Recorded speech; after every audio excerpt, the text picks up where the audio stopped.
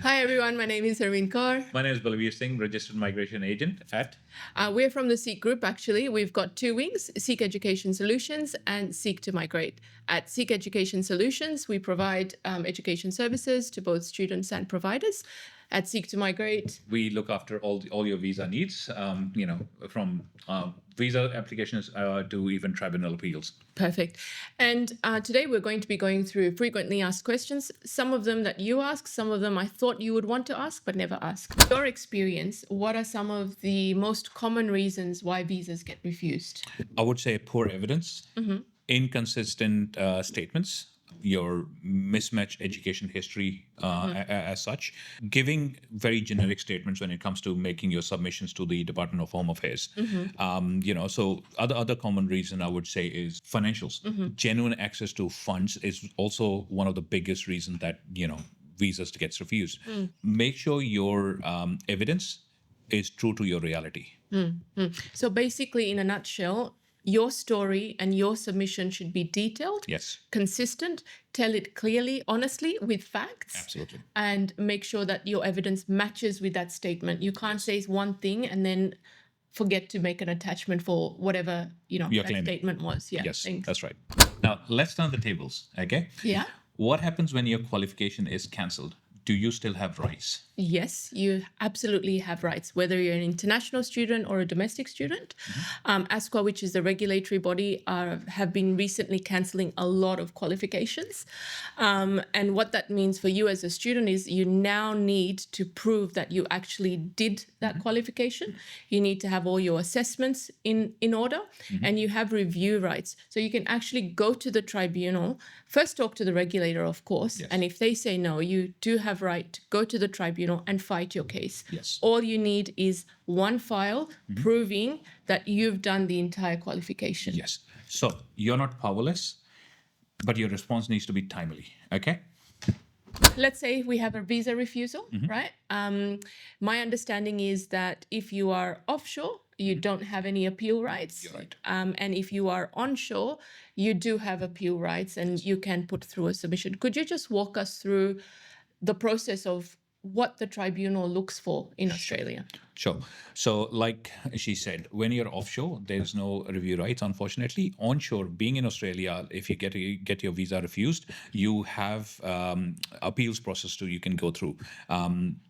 On your refusal letter, you'll see the date. It could be 21 days or it could be 28 days. Generally 28 days to review, put in for a review from your refusal date.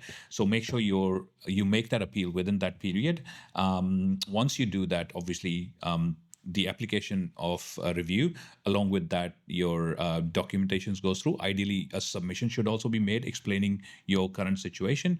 Then it comes down to the waiting of when the member gets allocated. So it could be a few months, it could be a year, it could take up to 2 years. In some cases, it's been over 2 years as well, just because there has been so many refusals, tribunals going through overload at the moment. So when that happens, when the member gets allocated, you possibly are requested for further documentations or provide updated documentations.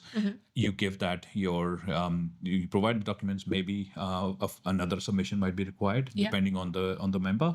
And once that, they may request for a hearing for the applicant to sit through, explaining making their case forward to the member, explaining why should they be granted the visa and why was the refusal not fair. Yeah. And in tribunals, the students have to speak for themselves, right? They can have a support member that's a migration agent or their consultant sitting with them, but they can't speak for them. Yes. Now, there might be some recent changes, potentially a change in law. And what we are hearing right now is that they might be getting rid of the oral hearings that the tribunal brings forward. And there's now more emphasis on a written submission that needs to go in so that the member can just have a look at the papers and very quickly process that. And obviously that's to, reduce all the backlog. Yes. Could you walk us through what are the implications for students now where they had oral hearings before and now everything potentially might just be on that written submission? Yeah.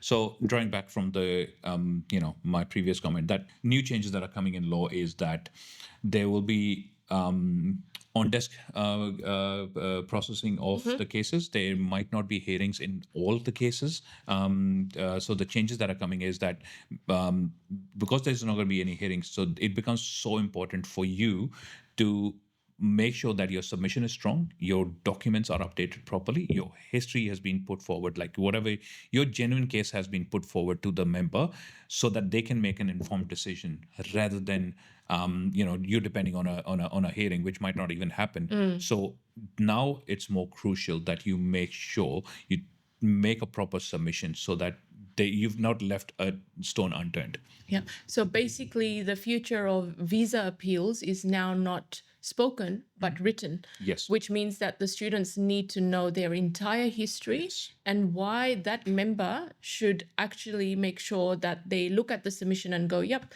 we do not agree with the Department of Home Affairs. Your visa should have been granted because this is the evidence that was missing. Yes. We've actually got an ebook ready for you, and you can have a look at what are the common mistakes that mostly students make when they're going in for hearings, written or oral. And in that ebook, we go through the processes of what you can do to stand out. So once the member looks at your submission, they just go, yep, this makes sense. And this is what the department missed. So we'll send this back and make sure that, you get your visa. Absolutely. Good luck. One of the most commonly asked questions is, can I change my course after coming to Australia? Yes, you can. First of all, you can change the course after starting your principal course for 6 months. You cannot change within the first 6 months. After that, yes, you can. But you also need to be mindful of the Australian qualification framework. Australian qualification framework is set into certain levels. Let's say, for example, you come into Australia on a bachelor's degree, which is a level 7, and you're dropping onto a certificate 3 level, which is a significant drop. So you need to be mindful. If you're dropping the level, you got a couple options. You don't need to apply for a new visa because certificate 3 is a vocational course, not a higher education course, or maintain your levels. So ideally, don't drop the level. It would be my point of concerns. If you are, just seek a professional advice. So I think the other question we should pose to the students is, why are you changing your course? Yes. Is it something your friend has said? Is it something that your migration agent or your education consultant has said? So look within yourself for the answer. First of all, why do you want to change the course? Because are you using your education to build a career, or are you just buying time to stay in Australia? So your education is your future currency. Spend it wisely. Absolutely. Yeah. Thank you. So why maintaining genuineness matters now more than ever? In the last year or so, AI has taken the world by storm. A lot of processes are being streamlined.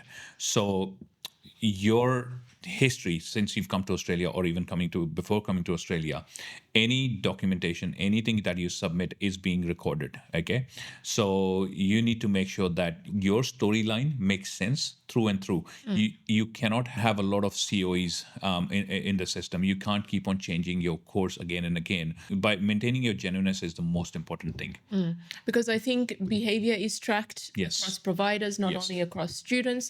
So the new system and the new way of doing things is that they're not judging you or your course, but actually they're judging your pattern and your behaviors. So know your story, know what submissions your migration or education consultant has put in your file. Absolutely. Yeah. Cool. Your experience, what are some of the most common reasons why visas get refused?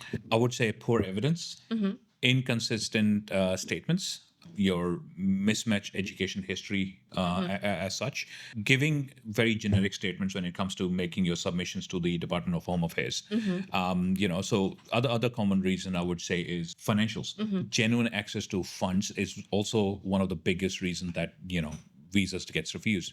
Make sure your evidence is true to your reality. So basically, in a nutshell, your story and your submission should be detailed, consistent, tell it clearly, honestly, with facts. Absolutely. And make sure that your evidence matches with that statement. You can't say one thing and then forget to make an attachment for whatever, Your that claim. statement was. Yeah, Yes, thanks. that's right. Thank you so much for listening to us. We went through a lot of questions. If there's anything specific to your case, please reach out to us. Come visit us at our Parramatta office. Yeah. Give us a call or send us an email. We're also on social media, so you could actually just slide into our DMs as well. But just reach out if you've got any questions. Thank you so much. you.